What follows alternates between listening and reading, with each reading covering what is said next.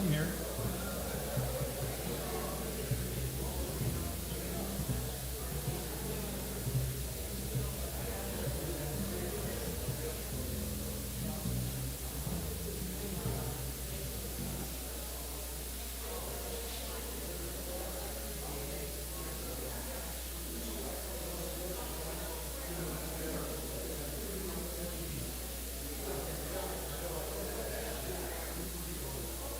That's not here to do the.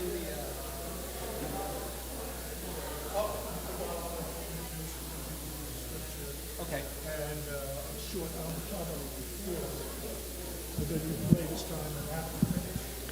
How long can we go? Oh, so we can do our full set then. Okay, we were thinking. Okay. Yeah, we. Yeah.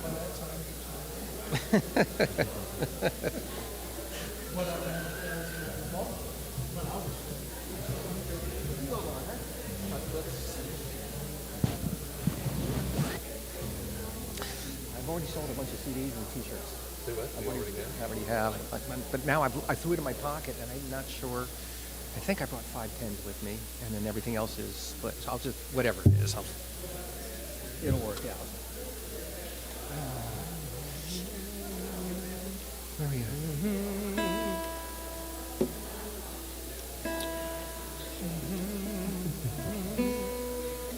So we can play as long as we want. So we'll see how it's going.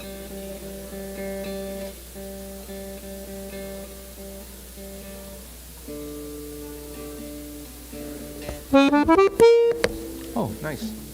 So,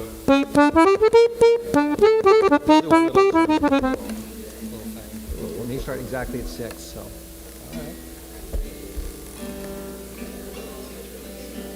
right.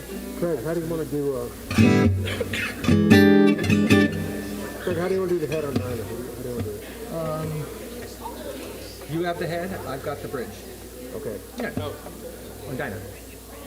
Or is that not what it's supposed to have? no, that's totally fine. Okay. So I'll do the A's, you do the B, and we'll switch on the way out, right? Yeah, on the way out, yeah. Right. Don't clock me, whatever you do. Test. 1, 2, 1, 2.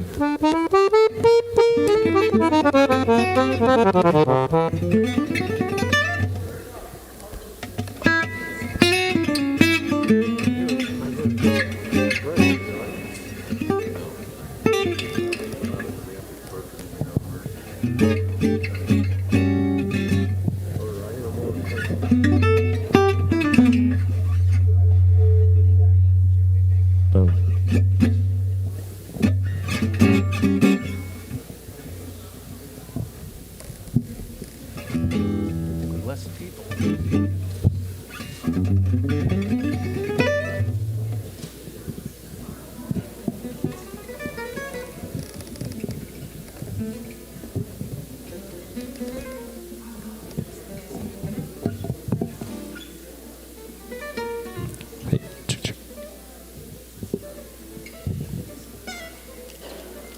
Can't figure out which pair of glasses I should put on here. Welcome to our first Jazz Vespers of this year. So Happy New Year. Yeah. And so, look at my notes here. Well, one thing we do, we like to, like I said, we had a great year last year, and we're looking forward to a big year this year. And my friend Greg, he brought his band here today, and we've been, it's some guys who've seen you years ago was wondering, when's the last time you were here? 2 years ago? It was longer than, it was before COVID. Okay. Yeah, so I would say probably four years ago. Yeah. Okay. Time flies when you're having fun, right? Okay. Now we also like to look back and be some of the musicians, jazz musicians, some of the great jazz musicians who passed away this year. And usually we like to, most of the time we put it in the program in remembrance, like Tony Bennett, who was a wonderful singer. he's gone. Carla Bly, who was a piano player, composer. Richard Davis, a bass player. Not necessarily, he was a jazz musician, but he played, the studio musicians, they play for rock bands. They record with all kinds of musicians. And so they're not just musicians that we honor, like, what is it? Like Astrid Gilberte, a singer. You probably remember her, the girl from Ipanema. She was the one that sang that. Tina Turner, who was not a jazz artist, but was a singer who influenced a lot of musicians from every genre. And so thank you all for coming, and thank you for being generous when you came in. And because keeping this program going, we pay our musicians, and they don't make a lot of money with us, but they enjoy coming, so you can even be generous when you leave. We would appreciate it. So right now we're going to have Barbara come up and introduce herself.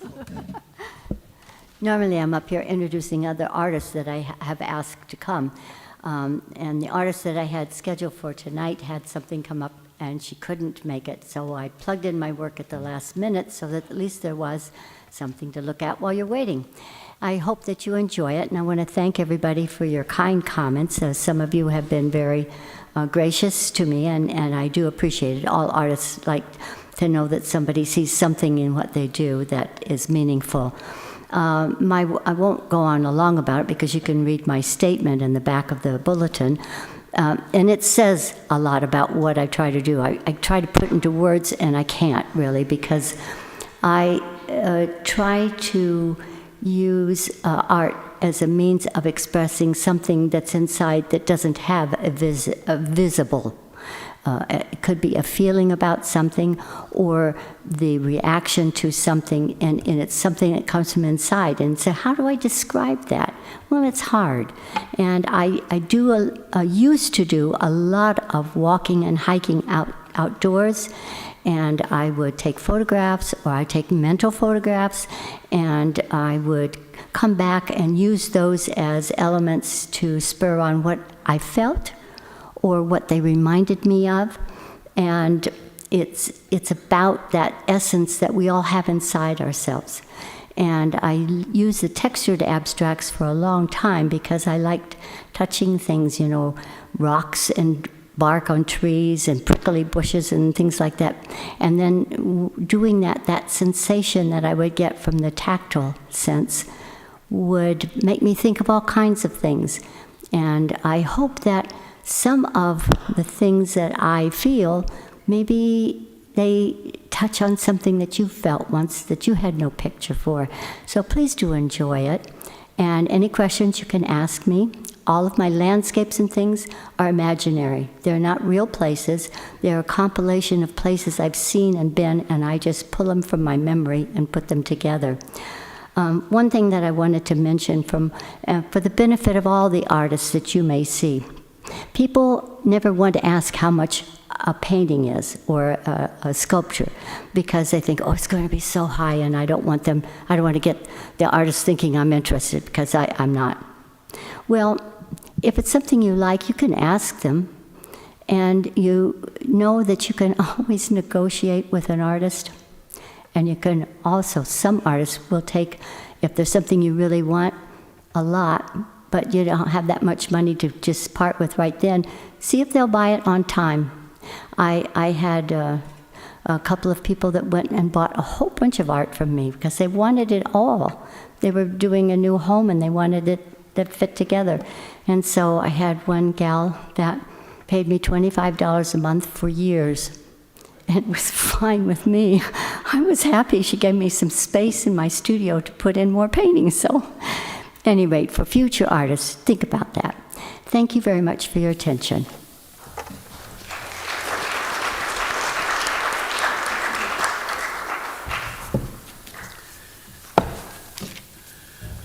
My wife found the smallest Bible she could for me to do the scripture from tonight. This is Proverbs 31, Ode to a Capable Wife. A capable wife, who can find? She is far more precious than jewels. The heart of her husband trusts in her, and he will have no lack of gain. She does him good and not harm all the days of her life. She considers a field and buys it. With the fruit of her hands, she plants a vineyard. She girds herself with strength and makes herself strong. This ends the reading of the scripture.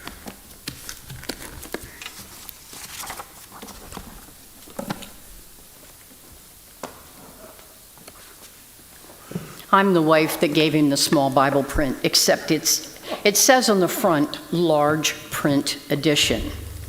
So I'm not quite sure if he needs his glasses checked, but I guess that's at the end of the week, yes? My name is Peggy Walters.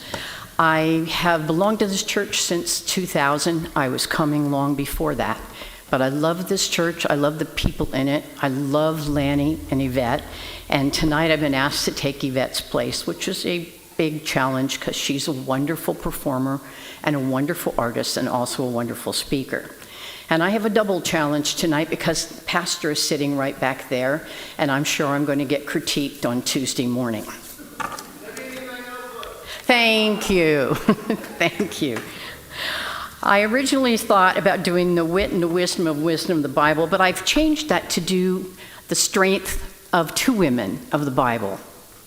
I was raised in a family of a lot of girls, and all of these women in my family have gone on to be very successful. Some are educators, some are musicians, some are lawyers. We've got them all in the family. I learned one thing from my grandmother: the strength is what you find within you. Use it wisely, use it to help.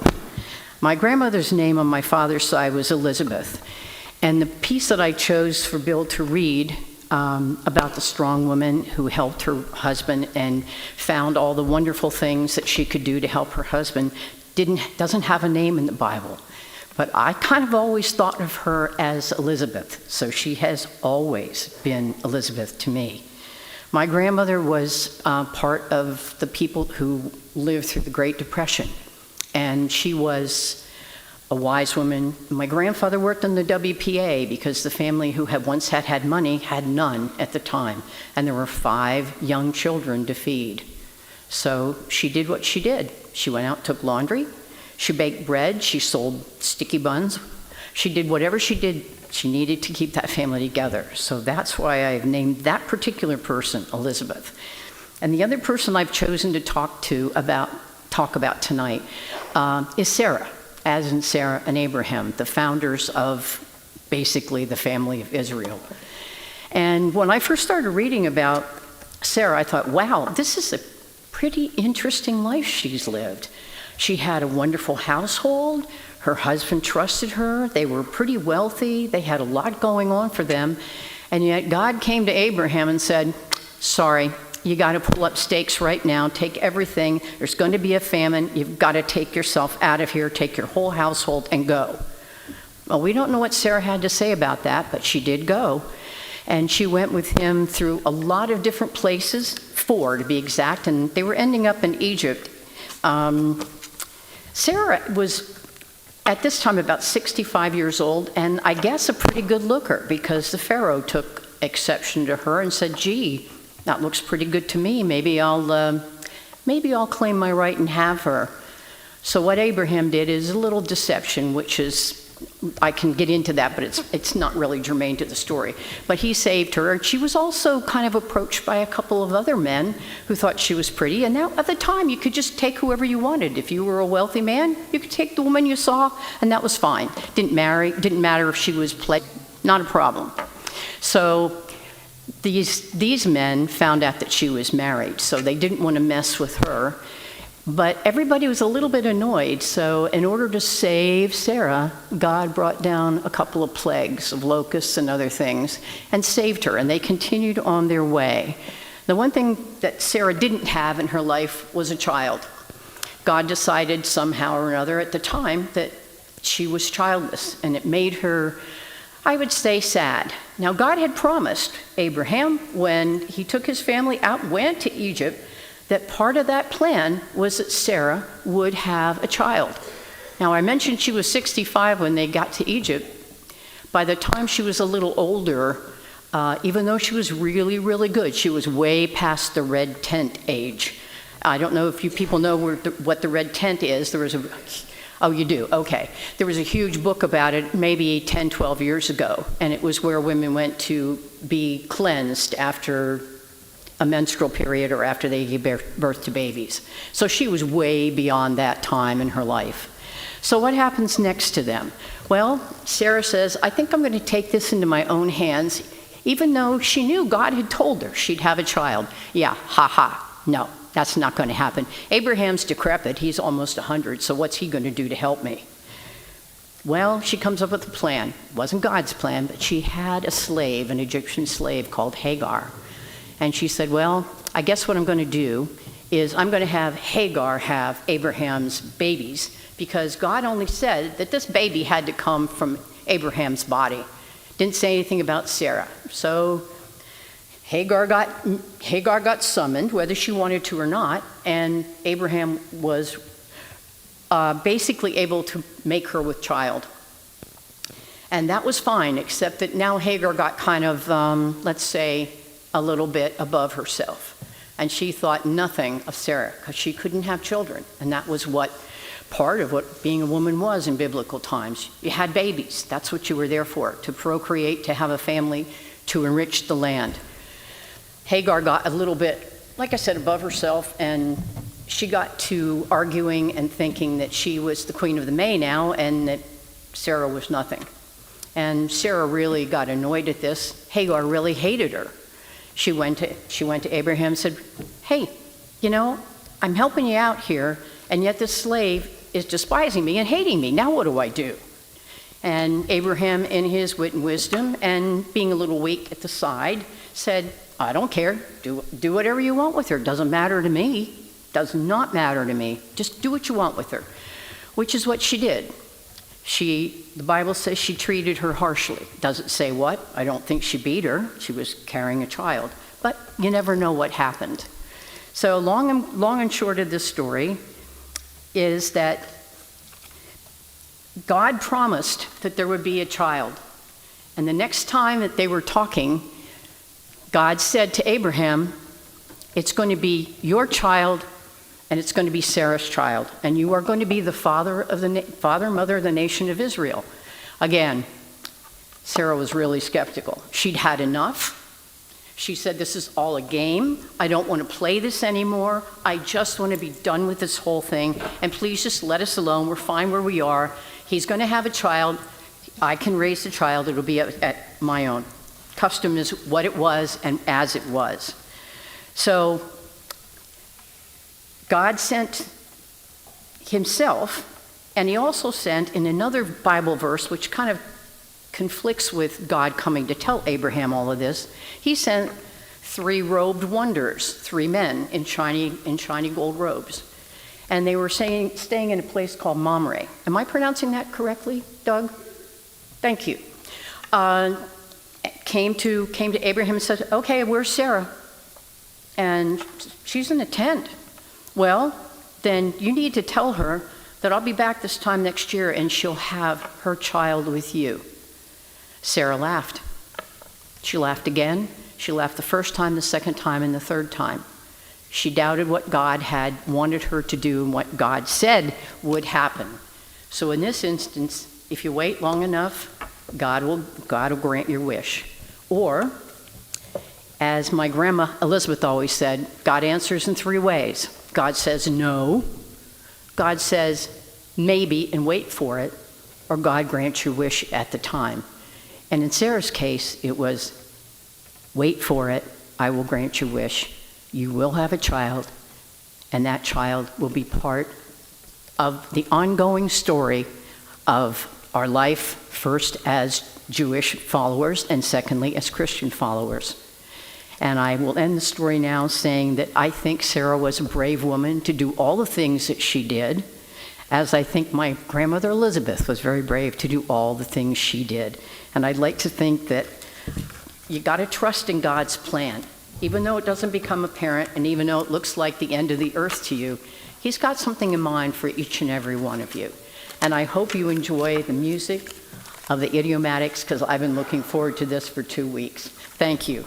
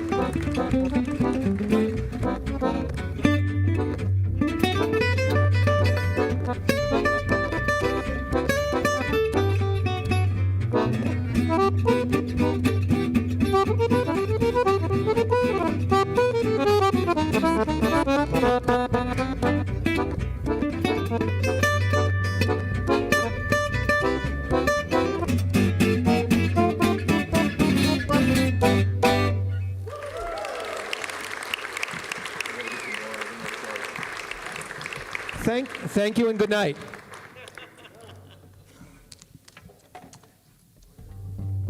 Yeah, one song, we're done. That's it. Might as well.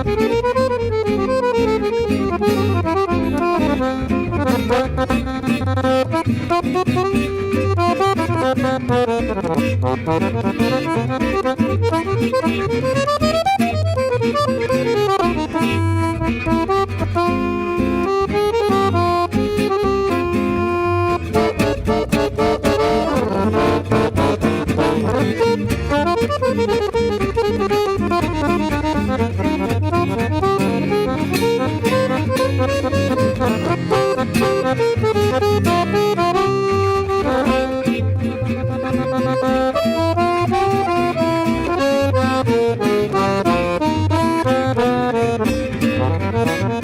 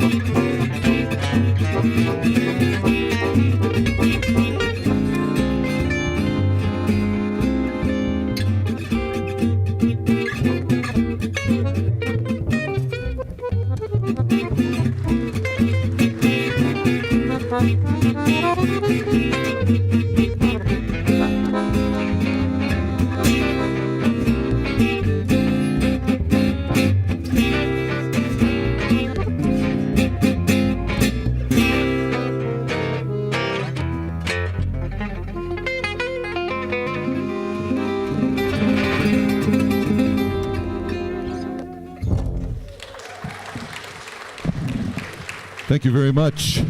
That was, of course, Caravan, Duke Ellington's great hit, written by Juan Tiesold, who was his valve trombonist for many, many years. Featuring Ray Bergstrom over there on the guitar. Next to me, Craig Sharmat, also on the guitar. Next to me, didn't bring his guitar, brought his accordion, Frank Petrilli. And Sorry, on bass, and speaking, it's Kim Collins. Thank you for joining us. Yeah, thanks very much. Just so you know, the name of our band, not that you'll ever remember it, is called the Idiomatiques, even though it doesn't look like it when you spell it out. We chose a name that no one could remember or could spell or whatever, so good luck with that. Actually, we realized early on that it was too long a name to just say to people, so we call ourselves the Idios, which, by the way, if you want to text that, you, via, speaking your text, say idiots, then go back and erase the T if you want to. If you don't, it's appropriate as well. Yeah, I leave it in too, especially when talking to these guys. We're going to do our only harmony vocal of the evening, so you might want to brace yourselves. If you brought a hip flask, now's the time to take a little snort. Here's a song that was made popular by the Andrews Sisters way back when, whom we do not resemble at all, but we'll go ahead and do that. It's partially in Yiddish, a language that, with my Irish background, I am very familiar with and very comfortable with. And so we hope you will enjoy Bei mir bist du schön. 2, 1, 2, 3.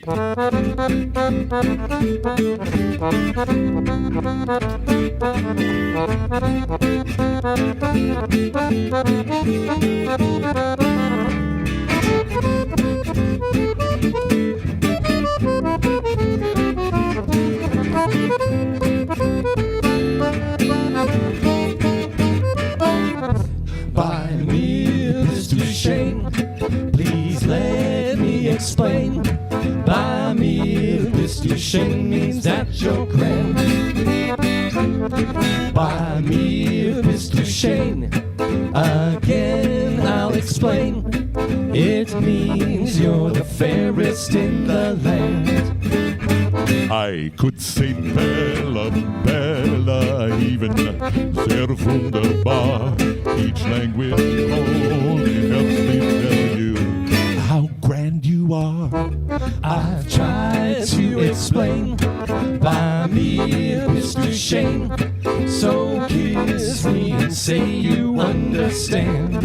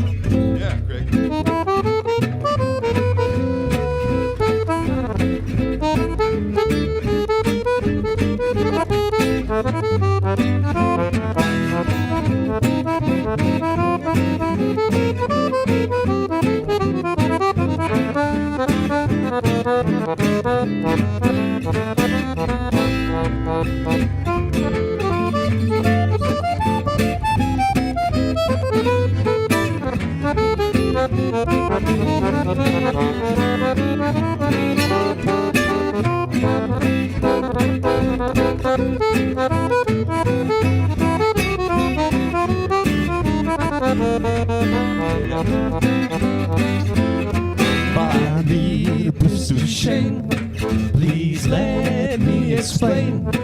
Bei mir bist du schön means that you're grand.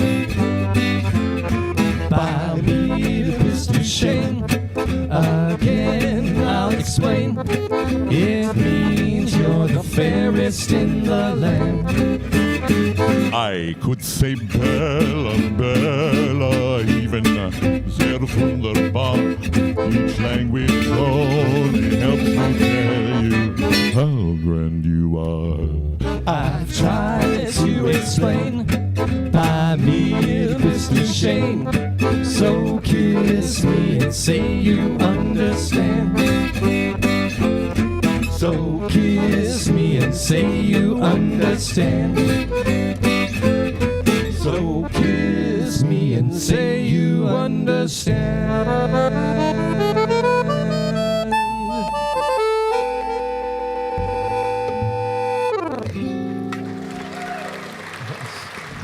Thank you.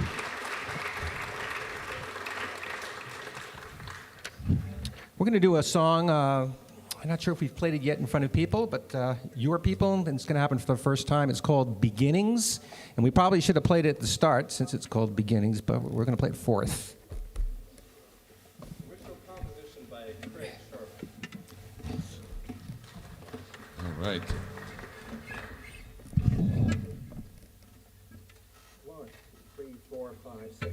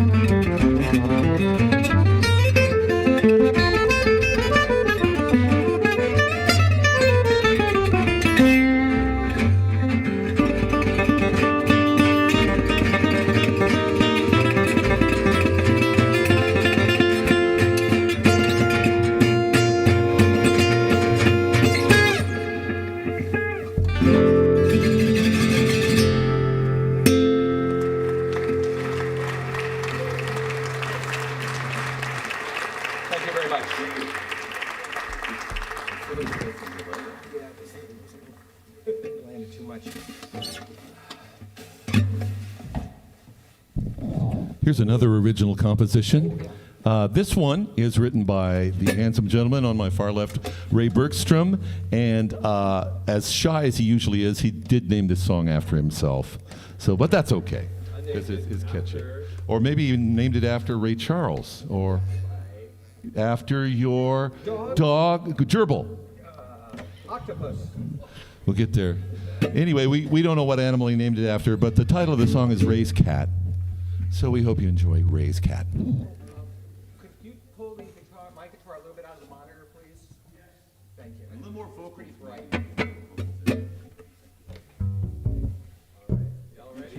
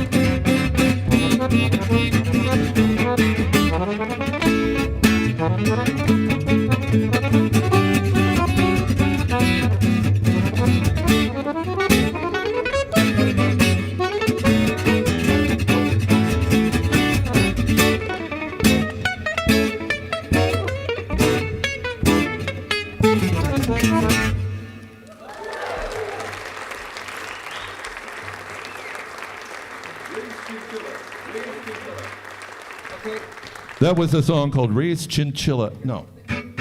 Raise Cat by Ray Bergstrom. I think we just pulled a fast one on them. Anyway, yet another original. This one comes from the person who's got the least gypsy heritage in the band, and that would be yours truly. But anyway, I enjoy the music so much. We're going to feature everybody on this minor tune that tells a fictitious story of what my imagining of what it must have been like maybe 100, 200, 300 years ago when the gypsy caravans were traveling throughout Europe. This is entitled Gypsy Nocturne.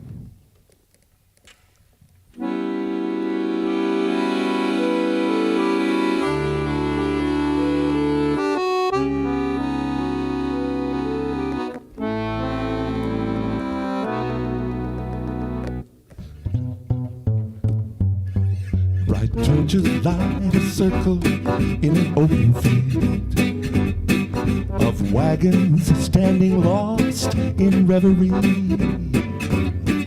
while listening to a haunting gypsy melody, the plaintive cry of melancholy violins, the mournful strumming of a sad guitar. They sing a song of love to every sighing star.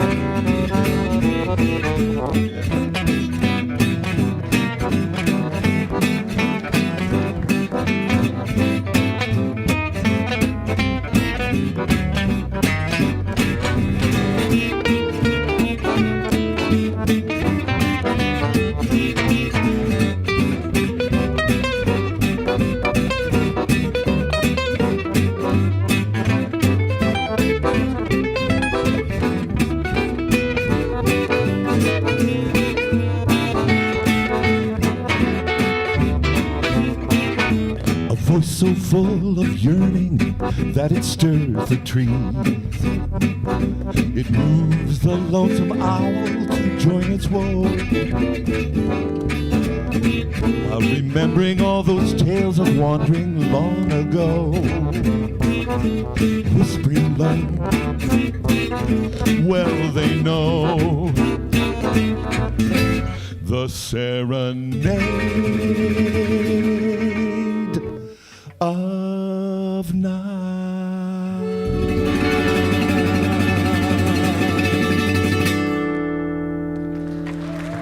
Thank you.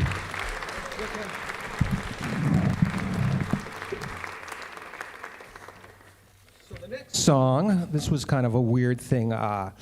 It's a song I created kind of for smooth jazz radio, trying to combine gypsy jazz with smooth jazz with. It came out okay. It landed for about 11 weeks in the top 25 in the Billboard Smooth Jazz charts, and we're going to play it. It's called C'est la vie.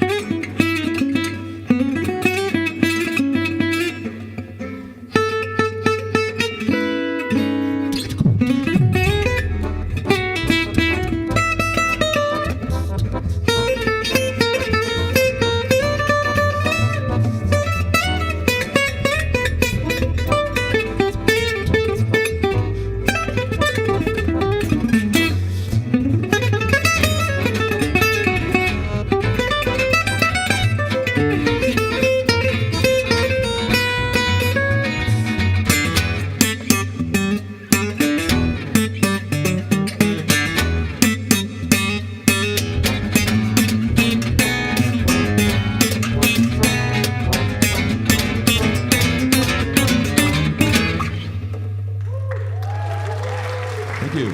C'est la vie by Craig Charmat.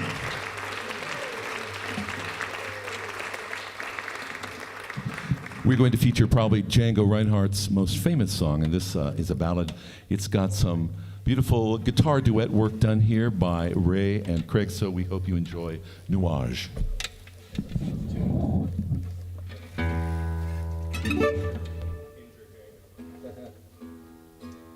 This isn't part of the song. Special intro.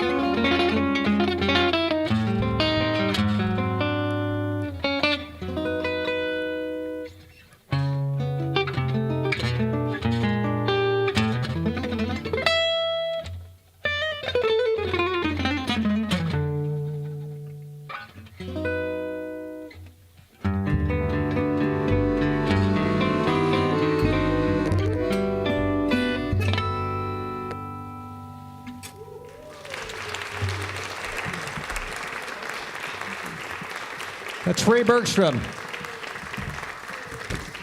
Frank Petrelli on accordion. We're going to do another kind of burner.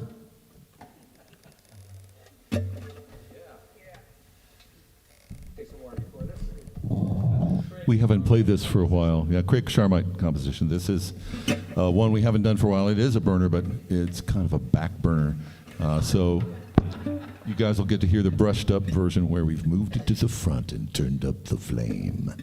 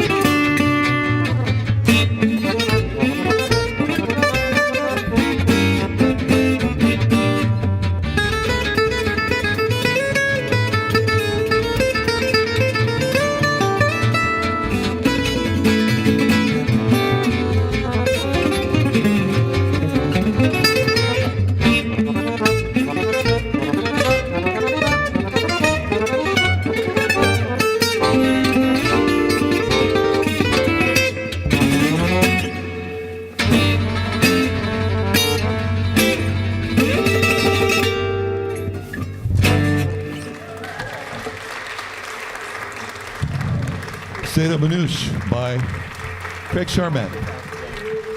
I counted up too fast. I know. He has to pay us extra for playing that one because it hurts. We've had a great time playing for you guys. What a great audience you are. Thank you for spending your Sunday evening here with us. It's always a pleasure to be invited here for these Jazz Vespers, a very special time. And we're be the first one of the new year. So I know there's a great schedule coming up, and so you guys will enjoy many, many more. But we are going to play one last tune for you folks and let you proceed, thank you, with your holiday weekend. It's nice to know you don't have to get up for work tomorrow, right? Are you guys clapping because it's our last song, or? Yes. I don't know if your mic. Frank did. Okay. This is our traditional closer for the Idiomatiques. And so, once again, I'm sure you saw it on your way in, but we do have T-shirts and CDs for sale. Please sign up on our email list, too. We'd love to have you there. We are mostly, we're kind of split up. Frank and Ray are down south here, and Craig and I are in Santa Barbara.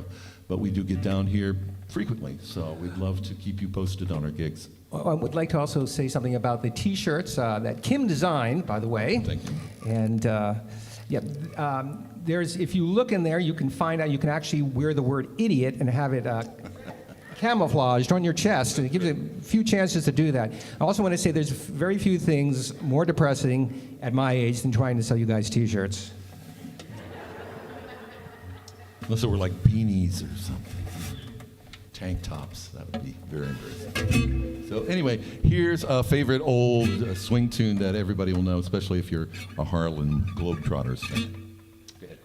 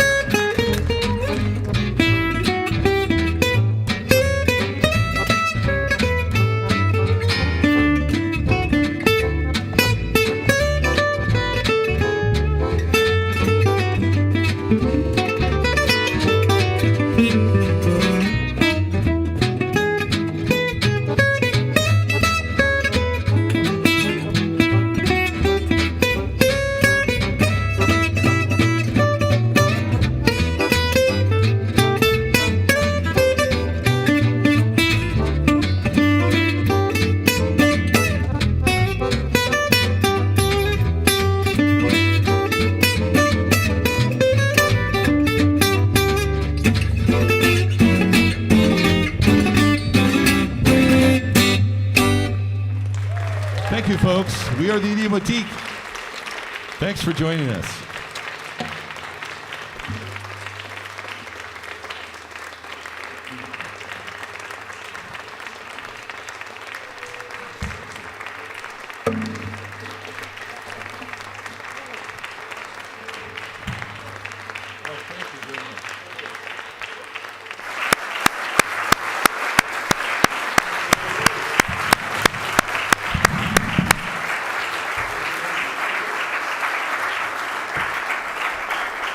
The Idiomatiques.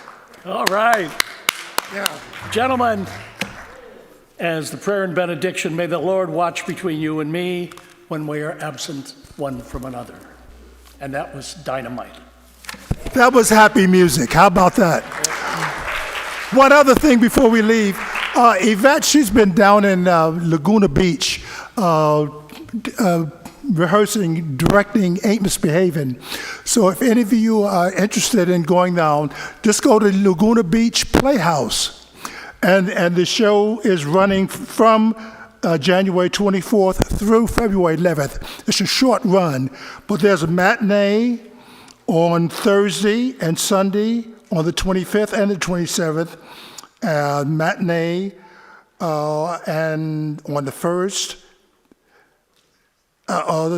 Thursday and Sundays are matinees anyway. So, Ain't Misbehaving in Laguna Beach, lagunabeach.com. Thank you all for coming, and thank you guys. I love you.